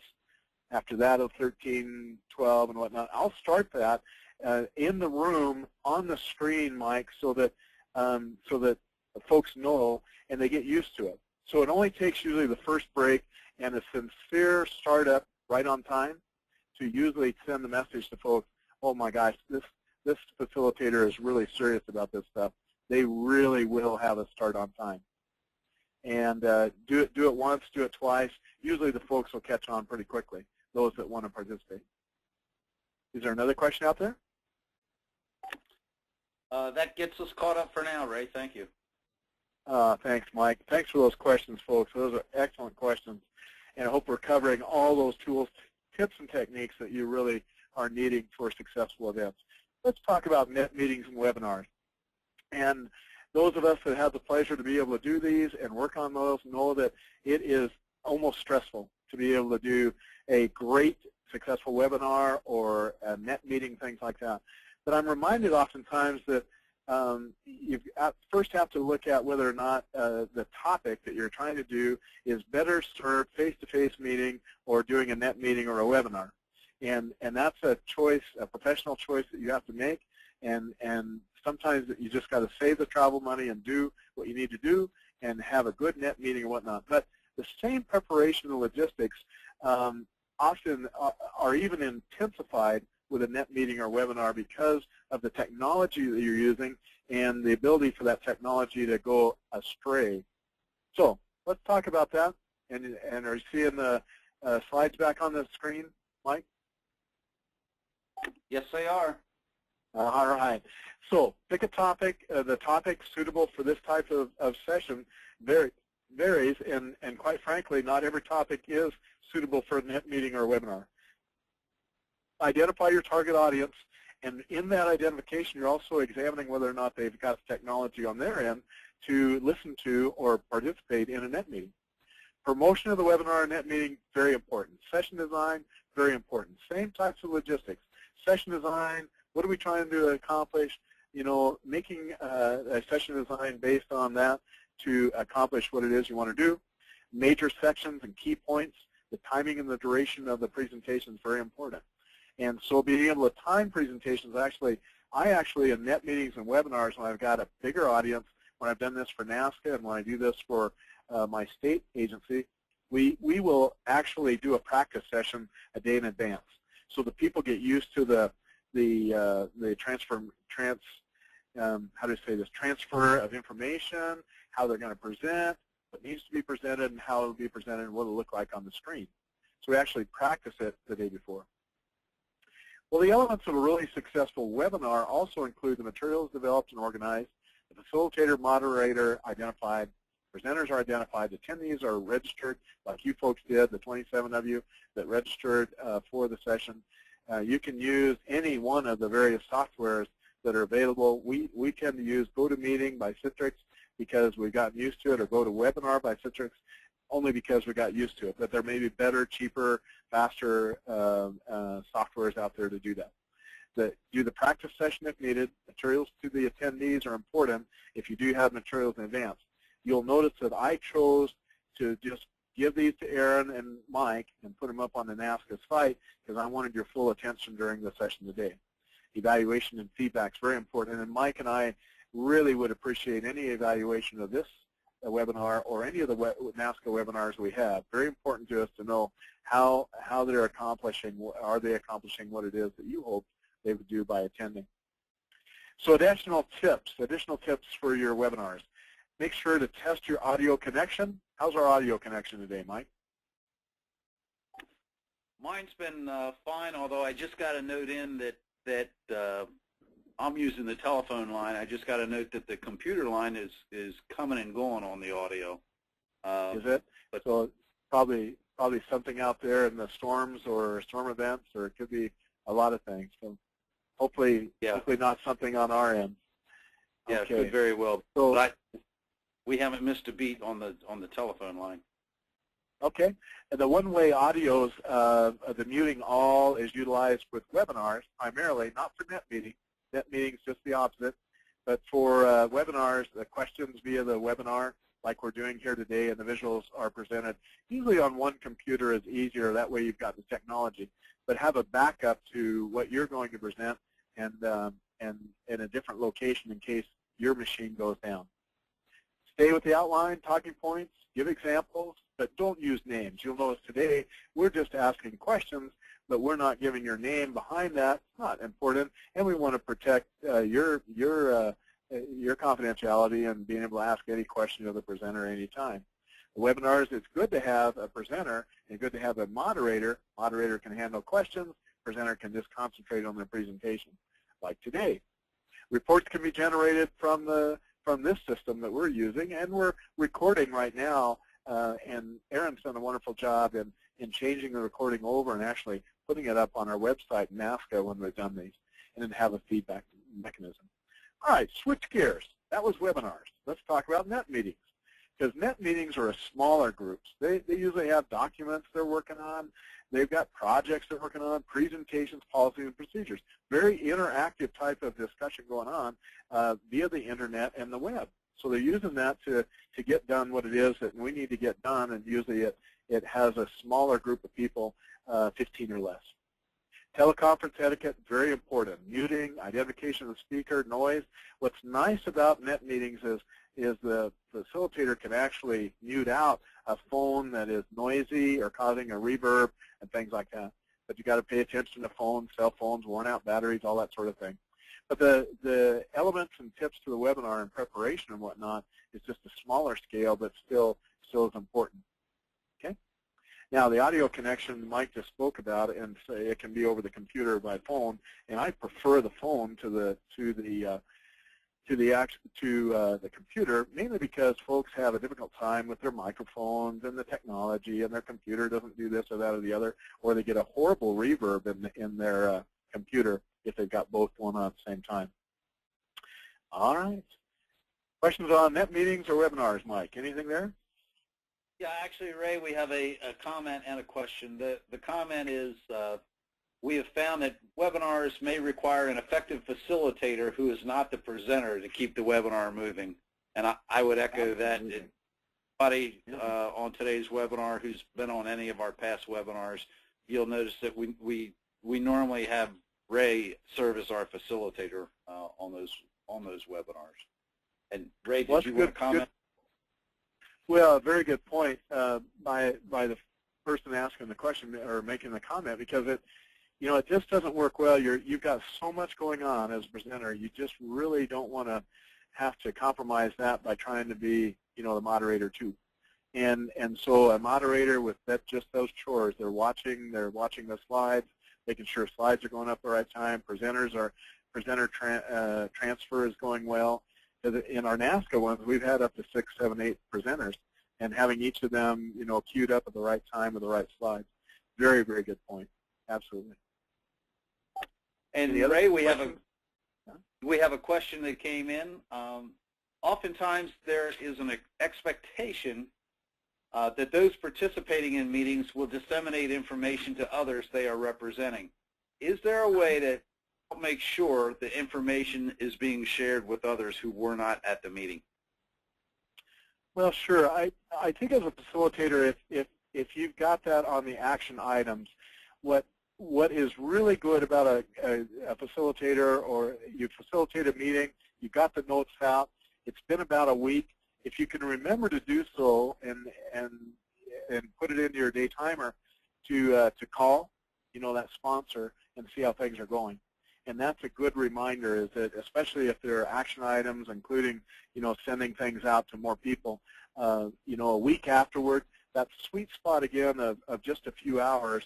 But certainly there's a sweet spot of 30 days of activity, but I would say there's a 7-day window there of at least getting material out to folks that knew that you met and had spent the time or had interest in what the meeting's outcomes were. So I'd say within a week, put it in your day timer or in your Outlook reminder, and then call that sponsor back. This only takes 5-10 minutes maybe, checking in, and you get a feedback loop in that week too, where you can remind people to send the materials out, but you can also get the feedback on how they thought the facilitation went, how the event went.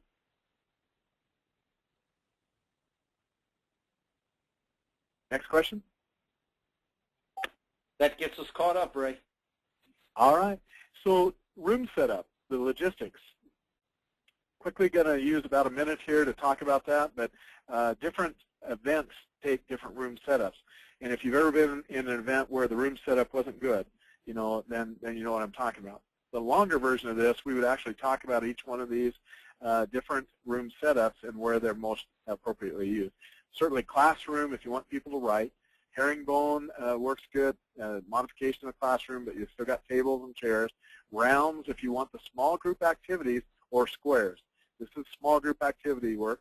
Board work, if you're just going to be having a board meeting and it needs to be governance type structure. Hollow square works for as an example of board. U-shape works good if you got lots of presentations, you got a screen that you need to be able to put a projector on, things like that, and other. So you're really, as part of being prepared, you want to make sure that you have went to school on others, so that you've taken notes, you've read the supporting materials for your group, you've talked with others, and this talk with others sometimes means that we also go out and actually call and do sensing interviews with folks to find out even more information than we might have had. Talk to master performers, observe the process or skill in facilitation, talk to those that you really know are really quite good at this, and then use the skills that you learn either through observation of the master performers or practice. But facilitation is in my heart anyway, is if you desire to facilitate, then you're going to want to practice these techniques and skills and observe everyone. Observe bad techniques and don't do them, and observe good techniques and do them. But we send messages to our audience in 4 different ways: through our audio-visual things, our verbal communication, or nonverbal, and our symbolic activities. And we need to be consistent about how we're sending those messages. Now, you're up in front of a group of people, and your audio-visual is not good, or your verbal techniques are not good. You're not using good nonverbal techniques, and the front of the room looks like a mess. You're sending messages that you may not want to send. So you pay attention to all 4 of these dynamics when you are preparing and sending messages in front of the people. But part of that then, and if we had the longer version of this, we would really dive into audio-visual aids, but I'll just go through this again very quickly. You're really wanting to capture attention and make sure you're focusing key points. You're helping the people stay up with you. You're using language that is common to them in your audio-visual aids. And so you're trying to help them. And for those learners that process by visual, you're trying to help them because you're giving them that visual aid. But there's some basic principles. Again, you're trying to stimulate participation, and a well-placed question on a slide can help you do that. You're wanting to increase learning. Graphics, graphs, things like that are very appropriate. Let me just go back to this. One key point that I think is important is if you've got to apologize for a slide that the people can't see, for God's sake, don't use it. Blow it up into something bigger that they can see. So if you're throwing a big old table up there, you're thinking you're doing the right thing. It certainly was easy because the table was easy to clip and paste, but it sure in the world didn't do anything for the people to help them understand what you're trying to do. And if you're trying to clarify concepts in one piece of a large table, blow up that one piece of a large table so you can show that concept. Make them as simple as possible and visible from a distance, and follow a simple format or scheme. One main idea per visual is important. 6 words per line is a gosh plenty, too many probably. 6 lines per visual is a max. Horizontal format, use color, use graphics. And this is, I'm talking about PowerPoints, and we can really dive into this in a lot more detail, but we're not going to. Switch to facilitation. Strictly facilitation for the next few minutes. A facilitator is this. They're really the person responsible for helping the group develop an effective process to accomplish its purpose. So not only to develop that effective process, but also facilitate that effective process in the meeting and follow it up. We know that preparation, conduct of the meeting or event or activity, and then follow-up are the 3 most important things I've offered here to you today, and I'm giving you much more detail than that. So with that in mind, if that's what the facilitator is, then the types of facilitation take several different looks. You've got the soft type of facilitation where you're just a part of a group and you're basically just helping them with notes and keeping the meeting going and that sort of thing. Enlightened facilitation, this is oftentimes where you are the one individual in the room that knows the topic better than anybody else. And so this is very hard because you're trying to facilitate activities, and yet you've got something that you need to share with the group. So there is that type of facilitation. Open-ended, where you're just coming in with a blank flip charts or blank things and that sort of thing, but certainly you've prepared at least an agenda and activities. Predetermined outcome is the one I hate the most. And I'll just tell you, I've only had a boss, one, that really wanted me to facilitate to a predetermined outcome of them, what they wanted. Some of you out there may even be able to guess who that was, but we won't even talk about that. But the bottom line is that caused a values struggle for me. I just couldn't bring myself to do that, knowing that I was actually manipulating the group to try to get to a place that this individual wanted to go to. I don't do those, and if asked to do those, I turn those jobs down. And so you'll have to make a choice whether to do that. But you facilitate oftentimes as a manager, different type of event. You are the boss, you are the manager. Sometimes you can step out of that role long enough to participate, but you're still the boss. The folks are going to recognize that right away. So your dynamic and your planning and whatnot that go into a meeting like that have to take into account you are the manager, but you do want the information. On your notes, write down field of play. The field of play as a manager is very important because you want the people that come to your meeting to know you want information or ideas or concepts, or you want a product that's in this field of play. Not outside that field of play, but inside this field of play, you want all the best ideas that can come from the event or activity. And the field of play is very important when you're facilitating, to know that with the sponsor. So your role is to provide helpful techniques, keep the group focused, periodically review progress, encourage participation, and protect the ideas of the group. Even if you think that they're not a good idea, that doesn't matter. You need to protect the ideas of the group long enough for the group to decide what that is important. And confront disruptive behavior so it doesn't disrupt the entire outcome of the meeting. Facilitators should avoid these things: being judgmental or really criticizing the idea or values of others, projecting your own ideas on top of the group unless asked or ask permission to come in and play or add to or whatever. Mike's done that very well today. Using your facilitator role to argue with a group is not a prescription for being invited back ever again. So this is not what you should do. You should not make procedural decisions for the meeting without consulting the participants and certainly the sponsor. And then this making lengthy comments was mentioned too. You know, facilitators should be able to make more concise their comments and then let the group take hold. Remember, the group are the stars. Write that down on your paper. The group is your stars, not you. And so if you remember that and also consider yourself to be the less informed of the group, you will turn over the control to them. There's 10 tips to preparing for your facilitation. One is to review the written materials of the organization or group or committee you're working with. Know what your goal is, plan your timelines, make your own notes, plan how to present those key concepts in audiovisual and otherwise, plan the participation methods, plan the questions, plan and prepare your visual aids, and even practice. Plan to have some fun while doing it. Mike, let's take a question or two if there is one before we move to questions. There is one, Ray. What is the herringbone room setup? Sure. If you look at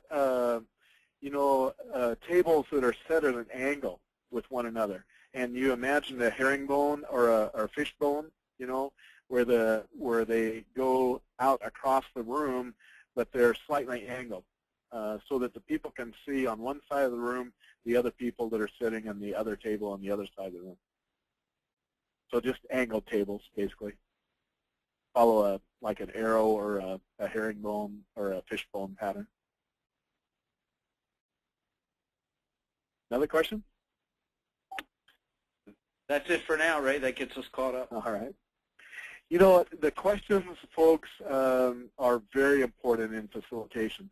And I think, we gave you one example. Mike and I didn't even practice that, but, how you can move from an open-ended question to something that actually leads the respondents to a set of questions. It sets the field of play for the question. For example, I want the top 3 criteria we're going to use to sort out all the project requests that came into the State Commission. That's one question. Or the more open-ended question is, what criteria would we use to sort out the projects for the Commission this year?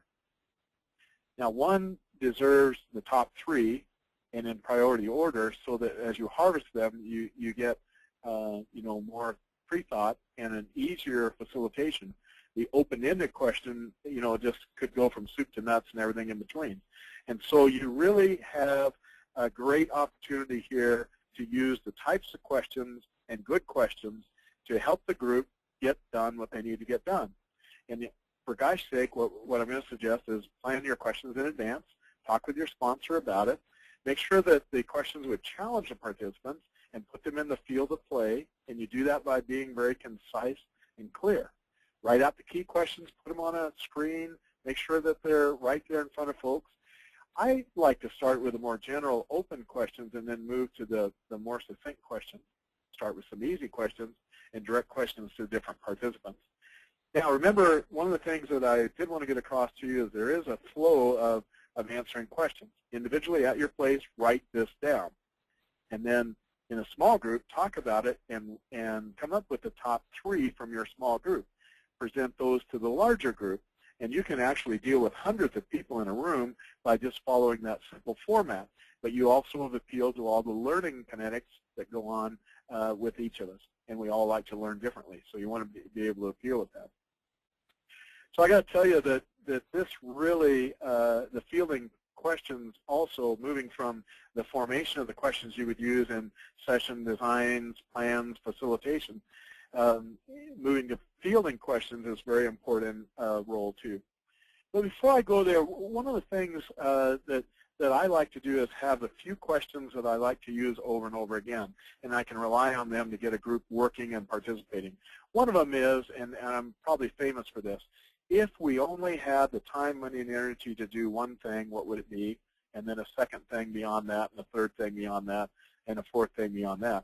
It is a great exercise for prioritization, but it's also a very great exercise that's done me well, to make sure that if I needed a group that just really wasn't participating with me, I would pick a topic and I'd ask them, what is, if we only had enough time, money, and energy to deal with this, whatever that question might be, or topic would be, and then that and one more. Have the people write those individually at their place, talk about it as either a small group and then large group, or write as smaller attendees, like 12, or 13 numbers anyway of attendees. You could actually have them voice those right from the start. But what's cool is as you go around and harvest their top 1, then you get a prioritized listing that's quite natural, and you didn't have to do anything other than just harvest their ideas. The number 1 ideas, then everybody's second idea. By the time you get through, everybody's saying, oh, I got the same thing as Joe or Joni or Susie. And that's really cool. So let's talk about fielding questions. In fielding questions, it's an important facilitation skill. It affects really that adult learning and participation climate, the way that you field questions. And oftentimes, I'll just remember I'm not the one to answer the question the group is, or someone within the group. It really affects your credibility, and so oftentimes I will defer, a question, especially one that's done very caustic and very nastily. I'll actually refer that back to someone in the group. Even that individual that just asked the question, I'll reflect that right back to them and ask them how they would answer that question, that it was just kind of a nasty question coming at you from the side. Also, on your notes, you can say sometimes you just need to buy time, and reflecting it back to the individual, or asking them how they would answer that question allows you a little bit of time to think of what you're going to do next. So here are the strategies for fielding questions. I just mentioned one of them, and that's refer the question back to the group, direct the question to another individual in the group, usually a resource that you can count on that can answer that question. Ask the participant how they would answer that question. And the fourth and the worst, in my opinion, is to answer the question as a facilitator. Now, if you're the context person, you're the one with the most information, or the boss, sometimes you just have to answer the question yourself. But frankly, what you're really looking to do is one of these first 3. items and not try to answer the question yourself. If you're the facilitator, not the boss, not the individual like that. And even if you are the boss, sometimes it's better to refer back, direct the question to another individual or ask a participant, so that you can think about your response, which is sometimes we don't do that very well, is just wait and think of the response. So, Mike, we're going to move into handling hostile questions, and then I think we'll take on any questions the folks have as we get closer to that noon adjournment. Well, you're going to get hostile questions, and so the technique here is to rephrase the question from an attack to a concern. You really don't like the way that you wear your hair, Mr. Ledgerwood, would turn into, I hear a concern that the way I wear my hair bothers you, or something like that. So you'll turn the attack back to a real concern that the individual has, recognizing the individual has a legitimate concern, you hope anyway, and you, at least for the time being, you're talking about that. And very, very much in a real hostile question situation, I'll ask the group to respond. Well, Janie just said she didn't like the way that Ray wears his hair. What do you folks think about that? And then trust your group, which is another aha moment. You at some point need to trust your group. If you don't trust your group or trust people within the group to step up to the metal here when a hostile question comes out, then you've got even worse problems than facilitation. And remember, in that case, the break is your friend. And the other way to handle it is just let it roll off your back, or let it roll. Said, I've heard your concern. The group has heard your concern. We're going to move on. With more time, we would have had a few examples of some hostile questions, but we're going to go right to problem people. Have you heard of these? Latecomers, early leavers, broken records, doubting Thomases, head shakers, dropouts, loudmouths, attackers, interpreters, gossipers, know-it-alls, backseat drivers, busybodies, and also interrupters. Holy smokes. They're all there. In a book, old but good, How to Make Meetings Work, is where we found these problem people listing. So there's levels of intervention, and we promised that we would talk about this before the end of the day. And you got a hostile individual, you got a hostile situation, or you have somebody that's talking in the back of the room and not paying attention, others that are using their BlackBerry and that sort of thing. How do you handle that? Well, there's a low level of intervention to a high level of intervention, and my suggestion to you is you would start with the low level intervention. One would just to remain silent, let it just flow and let it go. Second is to make eye contact, and this will be a practice behavior, but you can actually look at people and so much as to have them be uncomfortable, and stop their behavior. You can agree, you can just acknowledge that they have an opinion or a concern, and then move on. Break is your friend, remember that. Use gestures or body language to help you with that. Actually put your hand up, but be careful with that. Make sure you're using it professionally and appropriately, to put your hand up if they're just, going on and asking to do. You can stand up and actually refer to a flip chart or an easel or something like that, and then actually move the attention from the individual to something that you're working on or show the screen.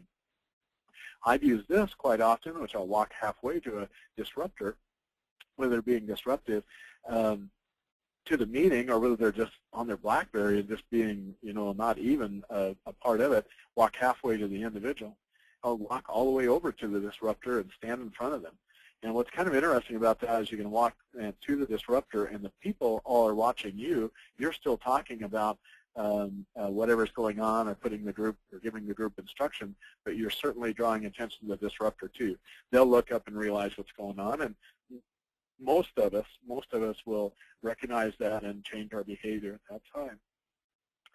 You're moving up from low to high intervention, and now you're at the point where you can actually ask the group, what they think that we should do with that individual. You can directly approach them, but do it very professionally, and do not touch them. Do not approach them in a negative way, but do directly approach them.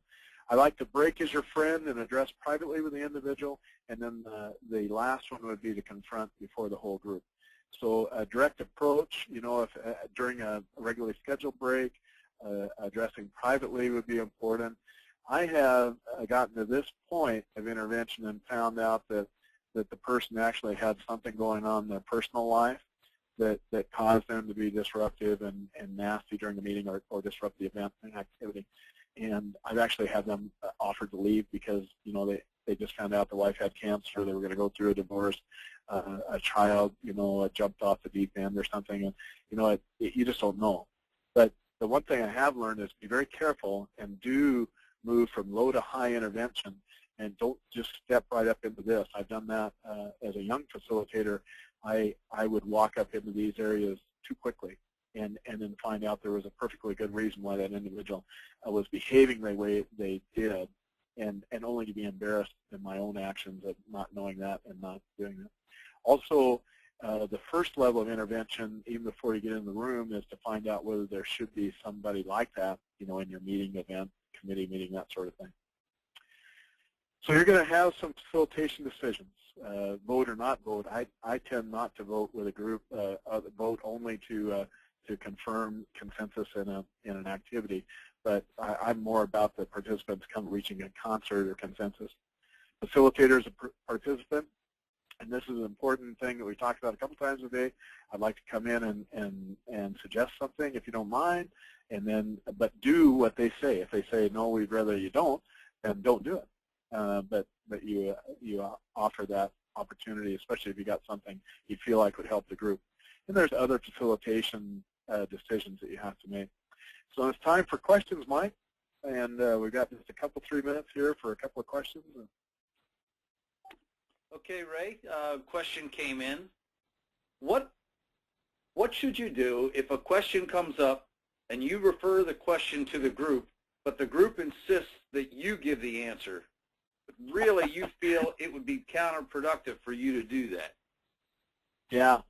In that case, you know, I've actually been in that situation and said, you know, I don't feel comfortable with that, but let's take a break and I'll talk with a sponsor and maybe we can talk about a good way to present, you know, a viewpoint on that. But if you don't feel comfortable, then don't do it. If you feel very comfortable and confident, and oftentimes I'll just turn to the group and say, are you sure? Because I don't mind telling you, but you may not like what I say. You know, I've actually had to say that to a group, Mike, and they said, no, we really want your honest opinion, and so be very professional and upfront about it. You've got your own value set, your own compass setting of where you're at. So, but it is a dangerous place, you know, if you don't feel comfortable or confident, you know, giving a response, don't do it. Much better if you take a break, let the sponsor hear what it is that you might say to the group, confirm it with them, and then either the sponsor or you can get that comment back, would be my suggestion.